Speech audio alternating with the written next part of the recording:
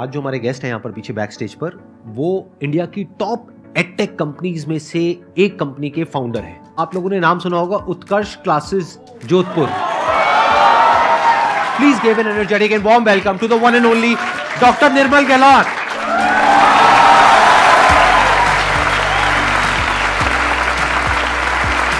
आइए सर। नमस्कार।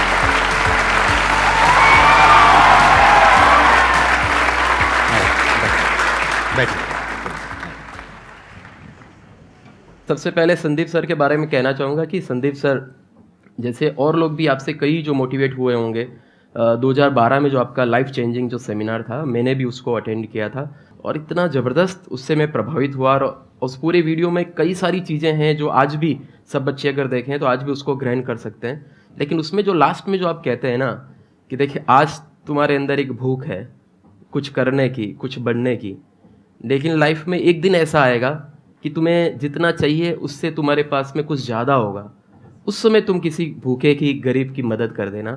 सर मैं आपको बताऊं 2012 से लेके अब तक मैं रुका नहीं हूं। जो बच्चे जानते हैं सबको पता होगा, हमने जो गुरुकुल बनाए, हॉस्पिटल्स बनाए, लाइब्रेरीज स्थापित की, एम्बुलेंसेज जो चलाई, मतलब राजस्थान मुझे लगता है आज की तारीख में मुझे लोग एंटरप्रेन्योर से ज़्यादा एक सेवाभावी व्यक्तित्व के रूप में जानते हैं।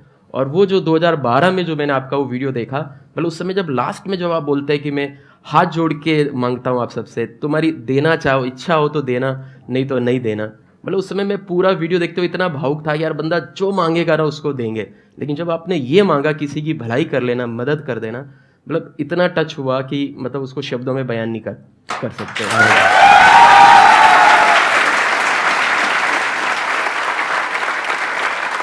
13 सितंबर 2002 को हमने शुरू किया था जोधपुर से ही।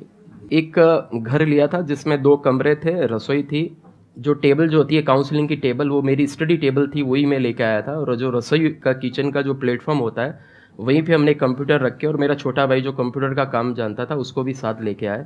सुबह 4 बजे इंस्टीट्यूट पहुंच जाते, साफ़ सफाई करके अच्छे से बन ठन के तैयार होके, और 7 बजे रेडी रहते थे कि आप कोई स्टूडेंट आए, पढ़ाना है, काउंसलिंग करना है, शुरू करना है। तो कितने टाइम बाद आपको रिजल्ट मिलना शुरू हुआ? रिजल्ट मुझे लगता है हमें 1 महीने के अंदर अंदर आना शुरू हो गया। 4 बच्चों से हमने शुरू किए, 15-20 दिन में 40 भी हो गए। और जिस बिल्डिंग में मैंने शुरू किया था 2 महीने बाद में हमें वो चेंज करनी पड़ी, तो छोटी पड़ गई जगह। छोटी पड़ गई जगह। लेकिन स्पेशली मैंने देखा कोविड के टाइम पे जिस तरह से ऑनलाइन आपने जो ये ट्रांजिशन किया, जबकि ऑफलाइन देखा जाए तो आपका अच्छा खासा चल रहा था, आपको जरूरत नहीं थी ऑनलाइन ज़्यादा कुछ करने की, बट आप बड़े सही टाइम पे ऑनलाइन आए, जिसकी वजह से आई थिंक इतना आप एक्सपैंड कर पाए। फरवरी 2017 की बात है, हमारे एक ऑफिस बॉय जो है उसकी शिकायत एक सेंटर मैनेजर करता है कि सर आजकल सफाई में ध्यान नहीं देता है। मैं कहा क्यों, क्या करता है उस समय? कि सर उस समय बैठे बैठे यूट्यूब पे वीडियो देखा करता है। मेरे दिमाग में एकदम आया, हम तो वो इंटरनेट कैफ़े वाले ज़माने के लोग जहाँ 50-50 रुपये आधा घंटे के देते थे। मैंने सोचा यार ऑफिस बॉय जो है अफोर्ड कैसे कर पा रहा है। फिर पता चला कि उसने लाइन में लग के सप्ताह पहले जियो की सिम खरीद ली थी और रोज का उसको डेटा फ्री था, 1 GB डाटा फ्री मिल रहा है। राइट। बस वहीं से माइंड स्ट्राइक किया कि यार ये जो है कुछ बड़ा बदलाव आने वाला है। तो उस समय हमारा एकदम तुरंत आया कि अब हमें भी स्टूडियो बनाना है और इस फील्ड में अब आगे जाना है। ऑनलाइन एजुकेशन जो है ये आने वाले दिनों में विद्यार्थी जो है अगर गाना सुन सकता है, मूवी देख सकता है, तो निश्चित रूप से आने वाले दिनों में एजुकेशन भी जो है वो यूट्यूब चैनल के माध्यम से कर सकता है। तो वहाँ से फिर हमारा ऑनलाइन एजुकेशन का थॉट जो है वो स्टार्ट हुआ। और इसलिए मैं हमेशा कहता हूँ आइडिया कहीं से भी मिले उसको ले लीजिए। हमने एक ऑफिस बॉय से जो है वो आइडिया ले लिया। हमारे लिए तो आज वो भगवान की तरह है भाई कि उसने छोटी सी लापरवाही बरती, लेकिन उसने सही सही बता दिया कि भाई मैं किस कारण से इसमें जो है गड़बड़ कर रहा हूँ। वो ऑफिस बॉय है अभी भी आपके साथ? बिल्कुल बिल्कुल है, बिल्कुल है। अभी मैंने देखा कि आपका जो मेन चैनल है उत्कर्ष क्लासेस जोधपुर के नाम से, वहां पे 1 करोड़ सब्सक्राइबर्स पूरे हुए हैं अभी रिसेंटली। उसके लिए बहुत बहुत congratulation. Thank you sir, thank you. Basically क्या होता है, देखो ध्यान से समझना कि जो एंटरप्रेन्योरशिप होती है ना, उसमें क्या होता है कि कुछ मार्केट लीडर्स होते हैं, उसमें से बहुत सारे ऐसे प्लेयर्स होते हैं जो टाइम के साथ साथ खत्म हो जाते हैं। एक टाइम पे लीडर थे लेकिन 10-20 साल बाद वो खत्म हो जाते हैं, उनको कोई नहीं जानता है। और कुछ ऐसे होते हैं जो वक्त के साथ साथ बदलते रहते हैं। तो सर जो हमारे साथ बैठे हैं वो उनमें से एक हैं। इसमें करते हुए चैलेंजेस भी होते हैं। एडटेक में आप देखेंगे जनरली तो लोग टियर 1 टियर 2 सिटीज से हैं। मैं जोधपुर से हूँ, टियर 3 सिटी से। पिताजी मेरे टीचर रहे हैं, मुझे भी कहीं ना कहीं अंदर से था कि मैं पढ़ा सकता हूँ। और मैंने 9th क्लास से भी ट्यूशन पढ़ाया। जब मैं 9th में था तब मैंने 9th को पढ़ाया, मतलब मैंने अपनी पहली अर्निंग 9th क्लास से कर ली थी।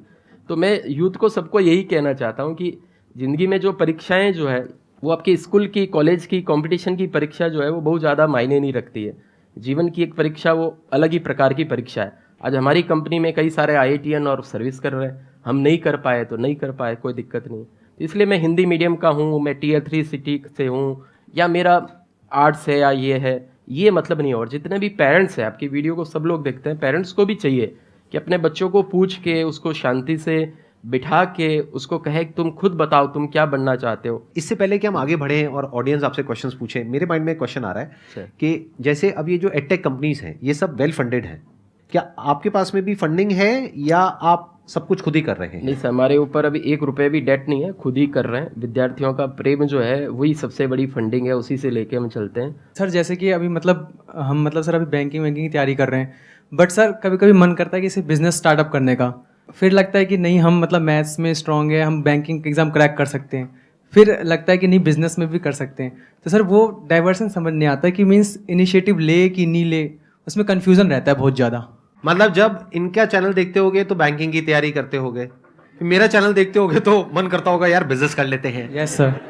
तो अब सवाल ये उठता है, मेरा चैनल देखें या इनका चैनल देखें, बताइए सर। मन जो है ना वो आपका ये करूं वो करूं, इवन पढ़ते समय भी आपका मन बैंकिंग का एग्जाम की तैयारी करते हुए हो सकता है उसमें भी मन नहीं लगेगा, और बाद में धंधा करोगे बिजनेस में, उसमें भी लेके मन नहीं लगेगा। तो ये थोड़ा मन वाली प्रॉब्लम है। थोड़ा सा बुद्धि जो है उसको, मन को कंट्रोल अगर करोगे, थोड़ा सा ध्यान लगाओगे, थोड़ा सा 10-15 मिनट बैठ के सोचोगे कि किधर मेरा पैशन है, किधर मुझे जाना है, तो आपको खुद को अंदर से लेके जवाब मिलेगा। और मन तो इतना चंचल है ना, मन के बारे में लिखा हुआ है कि मरकटश्च सुरापाई तन वृश्चिक दंसकम। मरकट कहते हैं बंदर को, बंदर तो खुद ही उछल कूद करने वाला होता है।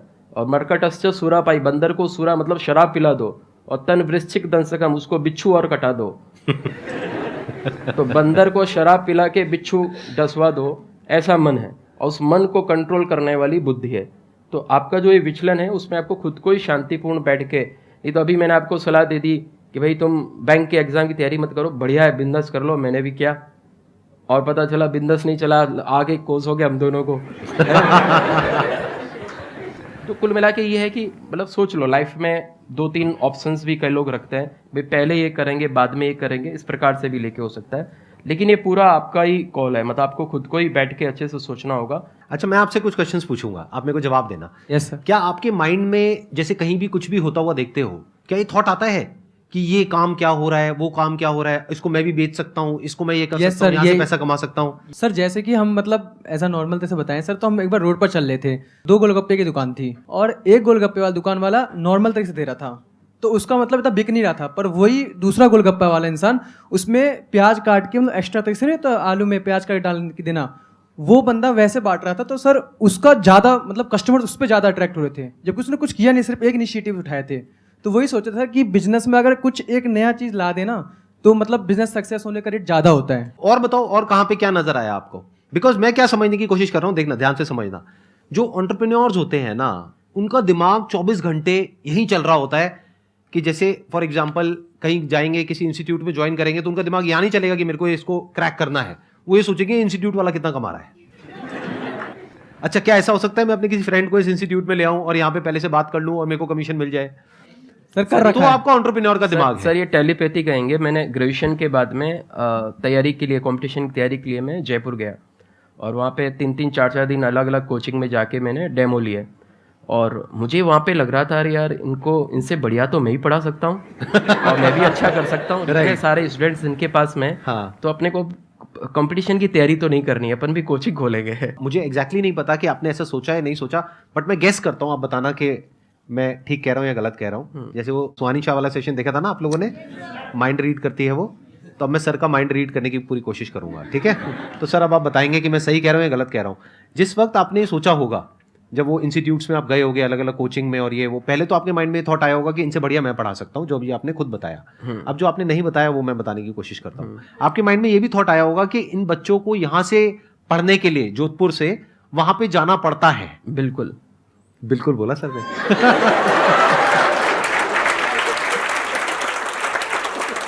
क्या हो अगर मैं कुछ ऐसा कर दूं कि उनको बड़े शहर ना जाना पड़े, यहीं पर मैं उनको उस लेवल की एजुकेशन दे पाऊं जो उनको बड़े शहर जा करके मिलती है, तो उनकी कॉस्ट भी बचेगी, रहने खाने का खर्चा भी बचेगा, और मैं यहां पर उसको बहुत अच्छे से कर पाऊंगा। तो एक गैप आपको नजर आया? बिल्कुल सर, बिल्कुल। दूसरी बार तो भाई साहब ऐसा है कि आपने जो क्वेश्चन पूछा है कि अगर तो आपका माइंड ऐसे ही चलता है, हर जगह आपको अपॉर्चुनिटी नजर आती है। जैसे दो तरह के लोग होते हैं, एक होते हैं उनके सामने भी ले जाकर के अपॉर्चुनिटी रख दोगे ना, वो कहेंगे अरे इसमें तो कुछ नहीं है, बेकार है, ये तो सब कर लेंगे, अरे इसमें क्या है, ये है वो है, वो 1000 कमियां निकाल देंगे। और अगर कोई ऐसी जगह है जहां पर के लोग हजारों कमियां निकाल रहे हैं, फिर भी आपको अपॉर्चुनिटी नजर आ रही है, आप कह रहे हो नहीं नहीं नहीं नहीं, देखो यहां पर तो बहुत कुछ हो सकता है।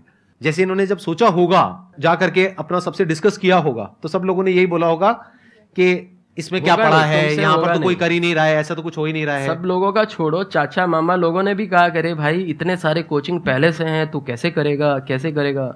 यहाँ छोटे शहर में बैठ के बस उसी समय तो उसी समय शुरू होना है कि हाँ, अब हमें करके दिखाना, अब करके दिखाना। ये सेम कहानी होती है हर एंटरप्रेन्योर की, मेरी कहानी, इनकी कहानी, और जितने भी एंटरप्रेन्योर हैं सबकी कहानी सेम मिलेगी। तो अगर ये थॉट बार बार चल रहा है, ऑटोमेटिकली चल रहा है, और चाह करके भी आप इससे पीछा नहीं छुड़ा पा रहे हो, तो अब आपके लिए बिजनेस है। सर जैसे कि नोटिस करते हैं ना, तो मीन्स की उसके मतलब सोचते रहते हैं कि इस टाइप से, मतलब इनिशिएटिव लेने में वो प्रॉब्लम होती है कि जैसे सोचते हैं तो फिर फैमिली का प्रेशर आता है कि नहीं बैंकिंग की जॉब तैयारी करो, बट जब तैयारी प्रिपरेशन स्टार्ट करते तो माइंड में चलता रहता है कि ऐसा हो जाता तो यार ऐसा हो सकता है। तो फिर आपके लिए बिजनेस नहीं है। साफ कहना सुखी रहना, कड़वा बोल रहा हूं लेकिन सच है, ध्यान से सुनना। अगर बिजनेस आपके लिए एक्चुअल में होगा तो आप ये सब बोलोगे ही नहीं जो अभी आप बोल रहे हो कि फैमिली का प्रेशर आता है, या फैमिली ऐसे बोलेगी वैसे बोलेगी, ये बोलेगी वो बोलेगी, व्हाटएवर, या फिर ये प्रेशर की वजह से मैं रुक जाता हूं। आप नहीं रुक सकते ना। जैसे अगर प्रेशर आता है आपको, बहुत तरह के प्रेशर होते हैं, अभी कोई प्रेशर आ रहा है, मान लेते हैं आ रहा है, और मान लेते हैं बहुत तेज आ रहा है, बहुत जोर का, जितना जोर का आज से पहले कभी नहीं आया, रुकोगे मेरे कहने पे या किसी के भी कहने पे, या भाग जाओगे बाहर? भाग जाएंगे सर। तो बिजनेस आपके लिए है, समझिए।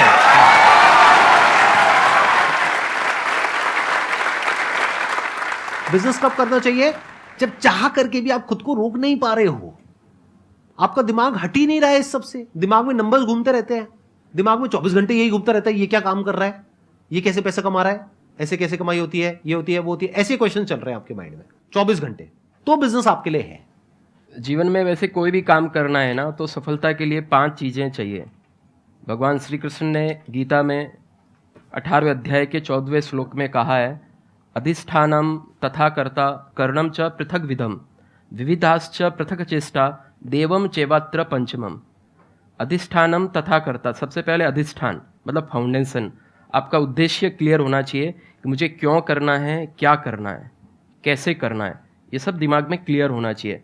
अधिष्ठानम तथा कर्ता, ये क्लियर किसको होना चाहिए? कर्ता मतलब खुद को, करने वाले को होना चाहिए।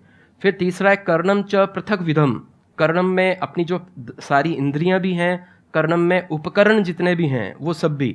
चौथा मैंने क्या बताया? विविधाश्च पृथक चेष्टा, विविध प्रकार की अलग अलग चेष्टाएं करनी पड़ेगी। और फिर 5वां है देवम कृपा, ईश्वर की कृपा भी साथ में लेके चाहिए। वैसे जो 4 काम जो अच्छे से करता है उस पर देव कृपा जो है वो ऑटोमेटिक हो ही जाती है। तो ये सबको ध्यान रखना। क्या बात। सर मैं आपसे जानना चाहूंगा, based upon your entire experience of life, ये जो लोगों की एज ग्रुप है वो अराउंड 20 साल के आसपास है, इनको सिर्फ एक सलाह देनी हो तो वो सलाह क्या होगी सर? सर आपने अपने एक लाइफ चेंजिंग सेमिनार में जो लास्ट में जो कहा था ना कि ज़िंदगी ऐसी जीनी है हर तरीके से कि लास्ट में जाते हुए कहो कि वाह मज़ा आ गया। इसी में एक लाइन और मैं ऐड करूँगा, इतनी ज़बरदस्त तरीके से, इतनी शानदार तरीके से जीनी है, ईमानदारी से जीनी है, शुचिता के साथ जीनी है, लोगों की भलाई करते हुए जीनी है, जो भी काम करना है उसको पूरा प्रामाणिकता के साथ काम करना है। ईश्वर ने ये शरीर दिया है, इस शरीर का अच्छे से पालन पोषण करना है। ईश्वर ने हमें माता पिता दिए हैं, जो कुछ दिया है वो ईश्वर ने दिया है ना। नौकरी जो है वो भी हमें ईश्वर देगा, उसके लिए हमें जम के मेहनत करनी है। नौकरी मिलने के बाद में वहाँ पे पूरी ईमानदारी के साथ काम करना है। और मन में ये रखना हमें कि हम सबको ईश्वर ने यहाँ पे एक रोल निभाने के लिए भेजा है, एक पारी खेलने के लिए भेजा है, और वो रोल निभा के वो पारी खेल के वापस हमें लौट जाना है। और जब हम लौटें ना, तो लौटते समय जब हम पीछे मुड़ के अपनी ज़िंदगी को देखें तो खुशी के आंसू जो है उस समय आपके आए, दुख के पश्चाताप के वो आंसू आपको नहीं आए। और जब आप यहाँ से विदा हो तो देवता लोग जब आप पारी समाप्त करके जब जाओ अपना बैट लेके और मुस्कुराते हुए शतक मार के, तो सारे देवता लोग जो है जम के ताली बजाए, वाह शाबाशी दे बंदा, क्या गजब की पारी खेल के आया है। क्या बात है, बहुत बढ़िया। Thank you so much sir.